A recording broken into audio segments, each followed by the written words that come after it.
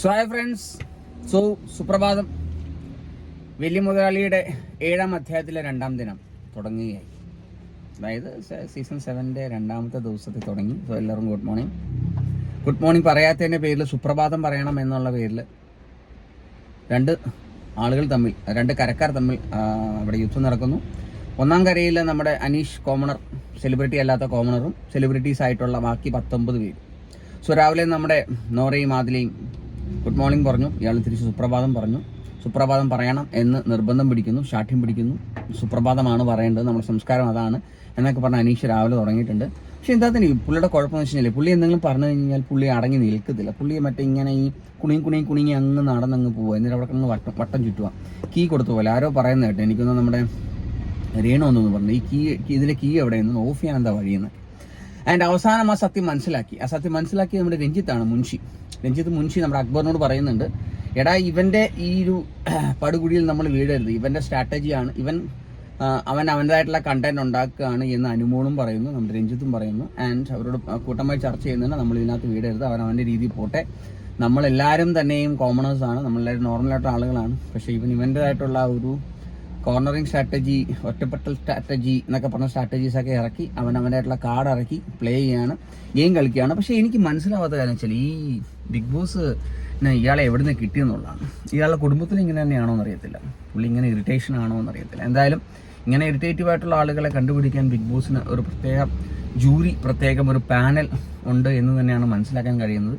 എന്തായാലും സുപ്രഭാതത്തിന്റെ പേരിൽ രാവിലെ നല്ല പൂര അടിയായിരുന്നു. എല്ലാവരും ബ്രേക്ക്ഫാസ്റ്റ് എല്ലാം കഴിച്ച് രാവിലെ ഡാൻസ് പോലും തുടങ്ങിയിട്ടില്ലെന്ന് തോന്നുന്നു. അതിന് മുമ്പ് അടി നടന്നു.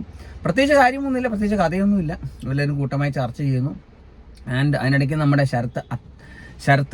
ശരത്ത് കടന്ന് ഭയങ്കര റേസായി.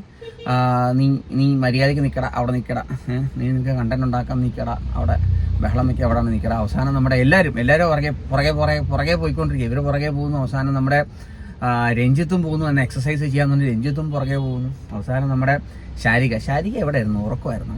ശാരിക ഈ എനർജി ലെവൽ ഭയങ്കര കുറവാകുന്ന പോലെ എനിക്ക് ഫീൽ ചെയ്യുന്നുണ്ട്.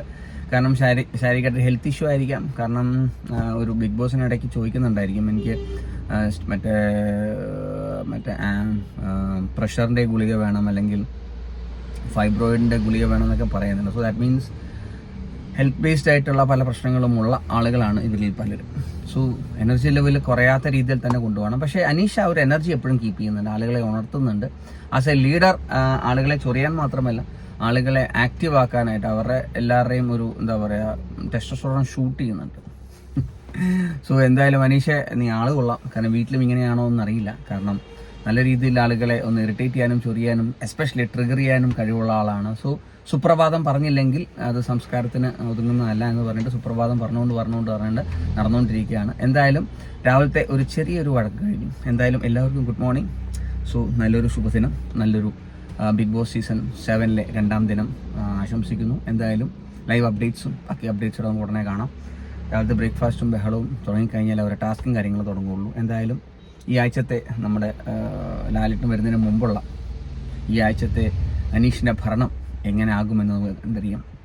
പക്ഷെ അനീഷിൻ്റെ ഒരു കാര്യം ഞാൻ പറയാം, അനീഷ് ഒറ്റയ്ക്കായാലും പോരാടാൻ തയ്യാറാണ്. അവനും തളരുന്നില്ല. കാരണം അവനും അത് മാത്രമല്ല, അവൻ ഒരു കാര്യം തന്നെ റിപ്പീറ്റായിട്ട് പറഞ്ഞുകൊണ്ടിരിക്കുകയാണ്. അതൊരു ഇറിറ്റേഷനാണ് ആളുകൾക്ക്. അതിനകത്ത് ആരെയും അഡ്രസ്സ് ചെയ്യാനോ ആരോടും മറുപടി പറയാനോ പുള്ളി നിന്നു കൊടുക്കുന്നില്ല എന്നുള്ളതാണ് മറ്റൊരു സത്യം. ചുമ്മാ ജസ്റ്റ് ഇത് തന്നെ പറഞ്ഞുകൊണ്ടിരിക്കുക, പറഞ്ഞ കാര്യങ്ങൾ റിപ്പീറ്റ് ചെയ്ത് പറഞ്ഞ് ആളുകൾ ഇറിറ്റേറ്റ് ചെയ്യാനായിട്ടുള്ള ഒരു കഴിവ് അനീഷിന് പ്രത്യേകതരം കൊടുത്തിട്ടുണ്ട്. സോ എന്തായാലും എല്ലാവരും തന്നെ ഉറങ്ങിക്കിടന്നവരും പല്ലിയിച്ചവരും ബാത്റൂമിൽ പോയവരും എല്ലാവരും ഇപ്പം അനീഷിനെ പുറകെ ചുറ്റും നടക്കുകയാണ്. സോ അനീഷ് വേഴ്സസ് 19 കോണ്ടസ്റ്റൻസ് എന്ന് തന്നെയാണ് ഇപ്പോൾ ബിഗ് ബോസിലെ സീസൺ ഓടിക്കൊണ്ടിരിക്കുന്നത്. ഓക്കെ, ബാക്കി കാണാം.